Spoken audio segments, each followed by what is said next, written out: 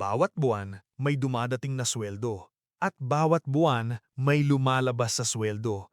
Paulit-ulit. Tulad ng tubig na ibinubuho katimba na may butas sa ilalim, kahit magbuhos ka pa ng mas marami, hindi mapupuno. Hindi mo problema ang laki ng sweldo mo. Problema mo ang mga butas na hindi mo pa nakikita. Ako si Jose at ito ang Jose Invests, ang channel para sa mga Pilipinong gustong talunin ng kahirapan gamit ang tamang kaalaman sa pera. Alam ko ang naiisip mo ngayon. Jose, maliit lang ang sweldo ko, wala na talagang matitipid. Pero hindi iyon totoo. Ayon sa mga pag-aaral tungkol sa gawi ng mga mabababang kita na nakakatipid, ang pinakamalaking pagkakaiba sa pagitan ng nakakatipid at hindi nakakatipid ay hindi ang laki ng kita, kundi ang laki ng atensyon na ibinibigay sa kung paano ito ginagastos. Sa video na ito, ibabahagi ko sa inyo ang 10 konkretong gawi na kaya ng sinumang Pilipino gawin ngayon. Hindi kailangan ng malaking puhunan, hindi kailangan ng financial degree. Kung bago ka pa lang sa channel na ito, mag-subscribe ka na. May mga video kami dito na literal na nagbabago ng relasyon ng mga tao sa kanilang pera. Kaya naman, narito ang 10 tipid na gawi na magsisimulang palakihin ang iyong ipon simula ngayon. Numero 1, ang pinakamahal na desisyon na ginagawa mo araw-araw ay ang kung saan ka kakain. At karamihan ay hindi ito pinag-iisipang mabuti. Pakinggan mo to, ang subscription o membership sa isang gym ay minsan pinag-iisipan ng ilang linggo bago bilhin. Pero ang 180 pesos na lunch sa labas araw-araw, wala nang tanong, nangyayari lang. At ito ang nakakatakot na parte. Kung titingnan mo lang ang gastos sa pagkain sa labas, kasama na ang coffee, merienda at biglaang cravings, madaling umabot ng 5,000 hanggang 8,000 pesos sa isang buwan ang isang ordinaryong empleyado. Ang simpleng solusyon? Kumain muna sa bahay bago lumabas kahit saan. Pagbusog ka na bago ka umalis, wala kang madadaanan na karinderya o fast food na magiging emergency. Dalawang katrabaho, parehong pumapasok sa Makati. Ang isa ay kumakain muna sa bahay bago mag-commute. Ang isa ay naghihintay hanggang gutom na siya bago mag-decide kung saan kakain. Sa dulo ng taon, ang pagkakaiba ng kanilang food expenses? Mahigit 40,000 pesos. Hindi nakakatawa yan. Iyon ay isang emergency fund na. Ang tiyan na puno bago lumabas ay mas malakas na financial tool kaysa sa anumang budgeting app. Pangalawa, ang baon ay hindi pang-estudyante lang. Ito ang isa sa mga pinaka-underrated na wealth-building habits na mayroon ka. Isipin mo to, kung ang average na tanghalian sa labas ay 150 hanggang 250 pesos at mayroon kang baon na nagastos mo lang ng 60 pesos para lutuin, ang pagkakaiba ay 90 hanggang 190 pesos kada araw. Sa 20 araw ng trabaho sa isang buwan, iyon ay 1,800 hanggang 3,800 pesos na natitipid bawat buwan. Sa isang taon, iyon ay hanggang 45,000 pesos. Pamilyar ba ito sa inyo?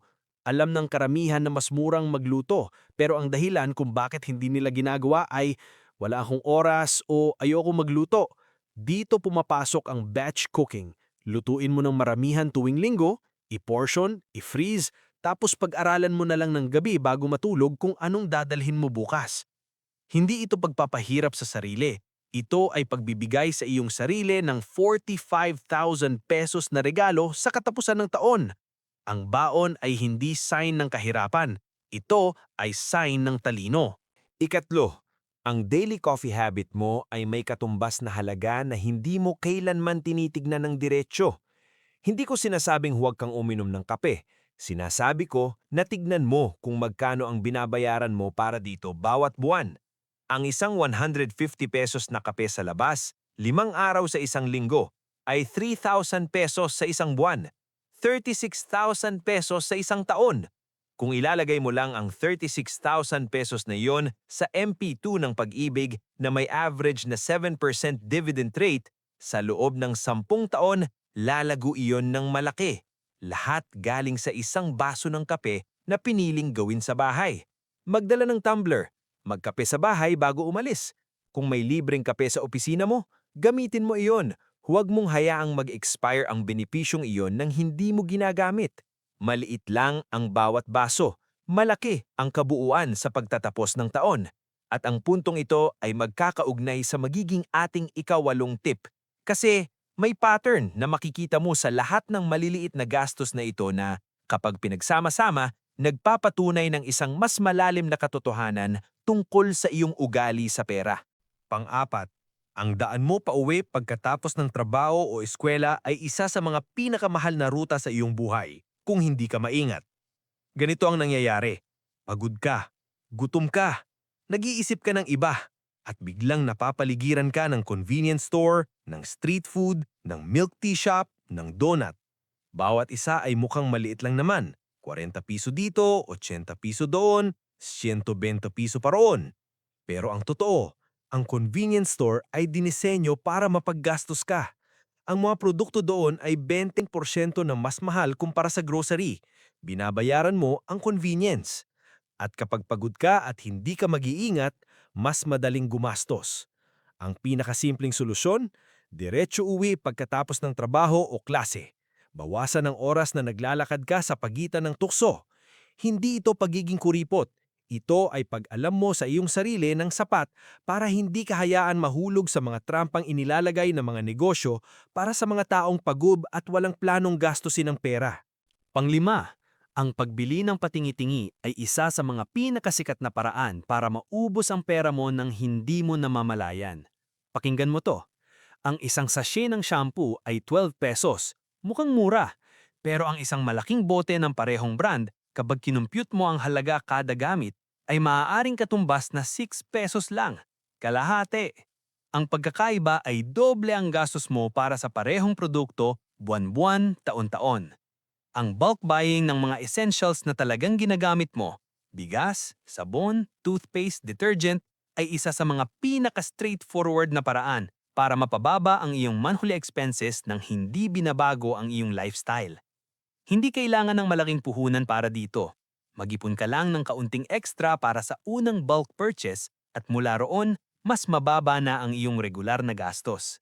Huwag pilitin kung wala talagang puwang sa budget. Pero kung kaya, ito ay isa sa mga pinakamatalinong paglalaan ng pera na maaari mong gawin.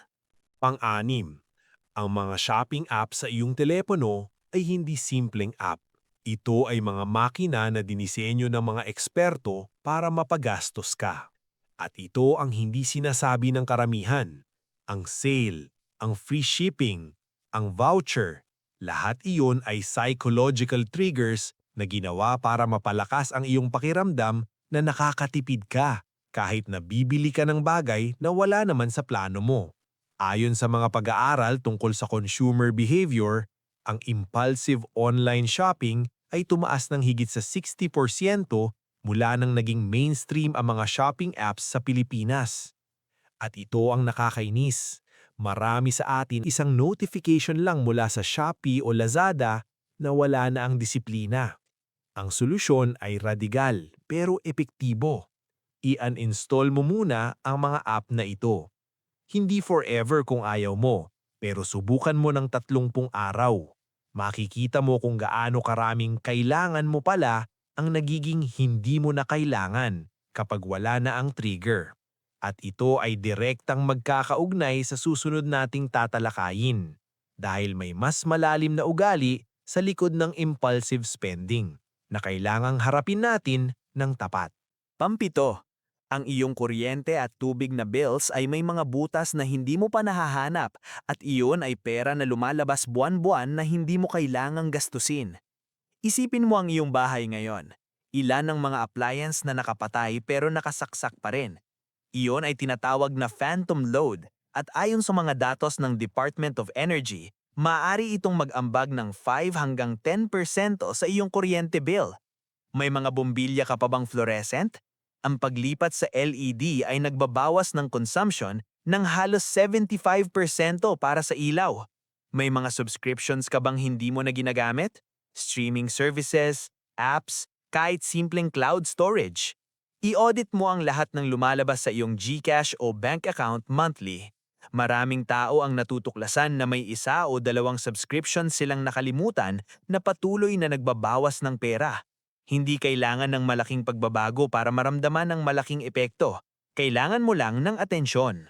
Para sa mga ka-invests na gustong mas malalim na pag-aralan kung paano palaguin ang matitipid mo, meron kaming dedicated na video tungkol sa MP2 ng pag-ibig, kung paano ito gamitin kahit 500 pesos lang ang simula mo, at kung bakit ito isa sa mga pinaka-underrated na investment tools para sa ordinaryong Pilipino. Hanapin mo iyon sa aming channel pagkatapos ng video na ito. At kung hindi ka pa nakasubscribe, ngayon na ang tamang oras para hindi ka mahuli sa mga video na maaaring magbago ng iyong ugali sa pera.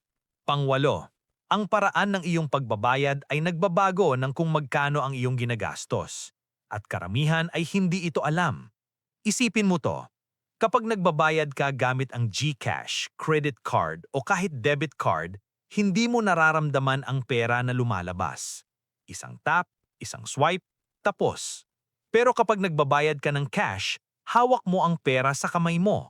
Ibinibigay mo ito, nakikita mo na ito ay nawawala, at ang iyong utak ay nagre-rehistro ng mas malinaw na gastos.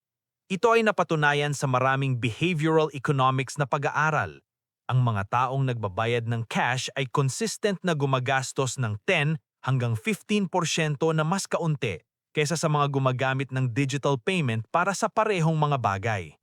Para sa daily expenses, pagkain, transpo, maliit na gastos, subukan mong mag-envelope method.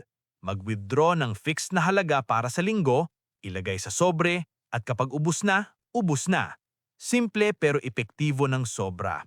Ito ang pagkakaugnay sa ating ikatlo at ika-6 na punto. Kapag nararamdaman mo ang pera, mas maingat kang gumagastos nito. Pangsyam, bago ka bumili ng anumang bagong gadget, kasangkapan, damit o appliance, tanungin mo muna ang sarili mo. Mayroon ba itong second-hand na bersyon na makakatupad ng parehong pangangailangan? Ang Facebook Marketplace at Carousel ay puno ng mga dekalidad na gamit. Minsan halos bago pa lang, ibinebenta ng tao dahil nag-upgrade sila o kailangan ng cash. Dalawang tao, parehong kailangan ng bagong laptop para sa trabaho. Ang isa ay bumili ng brand new sa 45,000 pesos. Ang isa ay naghanap ng second hand na parehong specs sa 22,000 pesos. Ang 23,000 pesos na pagkakaiba ay napunta sa investment account. Hindi tungkol sa pagiging mukhang mahirap ang pagbili ng second hand. Tungkol ito sa pagpili na gumamit ng utak imbes na sundin ang marketing na nagsasabing palaging kailangan mo ng bago. Pansampu. At ito ang punto na karamihan ay lalaktawan. Huwag! Ang mga lugar na pinupuntahan mo para magpasyal ay hindi neutral sa iyong budget. Ang mall ay isang lugar na dinisenyo, bawat tindahan, bawat ilaw, bawat amoy ng pagkain, para mapaggastos ka. Walang taong pumupunta sa mall na walang binibili, kahit tinitingnan lang. Laging may natitira sa kamay o nai-order sa Shopee pagkatapos. Kung walang specific na item na kailangan mong bilhin, huwag pumunta. Mag-explore ng libreng alternatives, parke, pamilya, lakad sa komunidad, libreng event sa inyong lungsod. Hindi ito pagiging depressing o boring. Ito ay pag-alam na ang entertainment ay hindi kailangang may kasamang resibo. Kung titingnan mo ang kabuuan ng lahat ng 10 tipid na gawi na tinalakay natin ngayon, mula sa baon hanggang bulk buying, hanggang sa pag-iwas sa mall ng walang layunin, ang pinagsama-samang tipid buwan-buwan ay madaling umabot ng 5,000 pesos hanggang 10,000 pesos. Sa isang taon, iyon ay 60,000 hanggang 120,000 pesos. Hindi galing sa mas mataas na sweldo, galing sa mas matalinong mga desisyon. Para sa mga ka-invests na nanood hanggang dito, eto, may bonus pa ako para sa inyo. At ito ang punto na pinakabihirang marinig kahit saan. Ang pinakamalaking kaaway ng iyong ipon ay hindi ang inflation, hindi ang mababang sweldo, at hindi ang mahal na gastos. Ito ay ang tinatawag na social comparison. At ito ay isa sa mga pinaka-destructive na puwersa laban sa personal finance.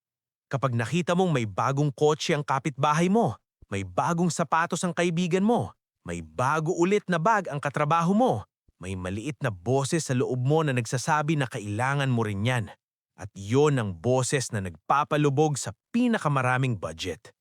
Ang katotohanan na hindi gustong marinig ng karamihan, hindi mo alam kung may utang ang taong yon. Hindi mo alam kung wala na siyang ipon. Hindi mo alam kung naghihirap siya sa likod ng mga bagong gamit. Ang tagumpay sa pera ay hindi nasusukat sa kung ano ang nakikita ng iba. Nasusukat ito sa kung gaano ka kalayo na mula sa kung nasaan ka noon. Kung handa ka nang tapusin ang ugali ng gastos bago mag-isip, i-comment mo ang salitang gising na sa baba. Alam ko na kung sino sa inyo ang tunay na seryoso. Salamat sa inyong oras ngayong araw na ito, mga ka-invests. Kung may natutunan ka kahit isa sa 10 gawin na ito, huwag mo itong itago sa sarili mo. I-share mo sa isang kaibigan o kapatid na alam mong kailangan nitong marinig. Mas malaking tulong ang isang shared video kaysa sa anumang pautang. Kung gusto mo ring malaman kung paano mo papalakihin ang matitipid mo sa pamamagitan ng tamang investment tools na accessible kahit sa minimum wage earner, mayroon kaming video tungkol doon. Hanapin mo ito sa aming channel. Mag-ipon tayo, mag-invest tayo para sa mas magandang bukas.